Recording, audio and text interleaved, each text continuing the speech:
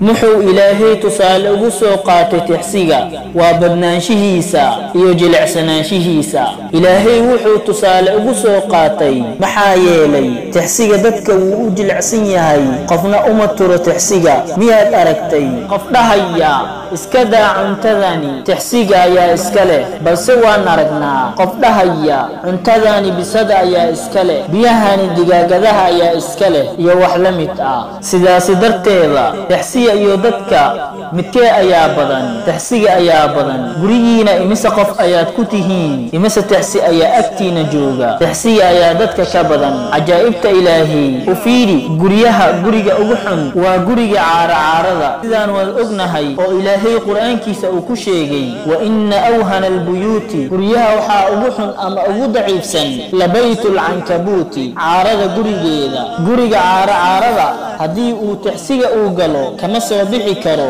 tixsiga wuxuu og yahay arrinka oo dhan in Ilaahay gacantiisa ay ku jiraan. xikmad la yaab leh, subxaanallah. caarada iyo tixsiga, tixsigu waa makhluuqaadka Ilaahay abuuray midka ugu dadaalka badan cuntada.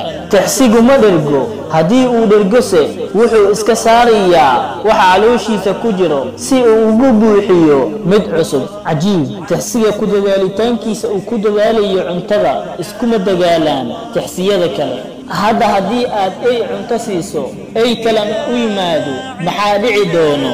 way isku dagaalayaan. balse u fiiri, tixsiga haddii uu cunto cunayo tixsi kalena u yimaado booska ayuu u banaynayaa. xikmadda Ilaahay, tixsiga wuxuu cunto la cunayaa qof waliba. libaaxa oo adduunyada oo dhan laga cabsado wuu la cunayaa, shabeelka ayuu la cunayaa, bini'aadamka ayuu la cunayaa. haddii agteena uu yaalo cunto kuleel ah wuu imaanayaa, wuu tijaabinayaa. hadduu kuleel dareemo iska baxayaa, wuu soo laabanayaa mar labaad ilaa uu ka qaboobo. mararka qaar wuu ku nafweynayaa walaalihiisa dartooda. wuxuu ku dhacayaa cuntada kuleelka ah, wuxuu ku maashoonayaa biyaha, dab ayuu ugu gubanayaa cuntada darteeda. tixsiga ma yaqaan inuu kaa caroodo.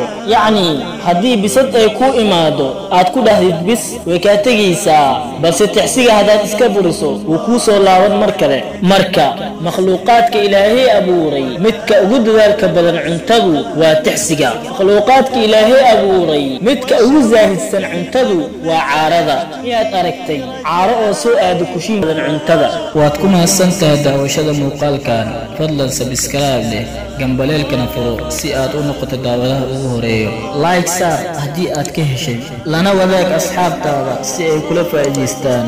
inta aan ku kulmi doono barnaamijka xiga waxa idinkaga tegayaa sidaa iyo fi amaanillah. wassalaamu calaykum waraxmatullaahi wabarakaatuh.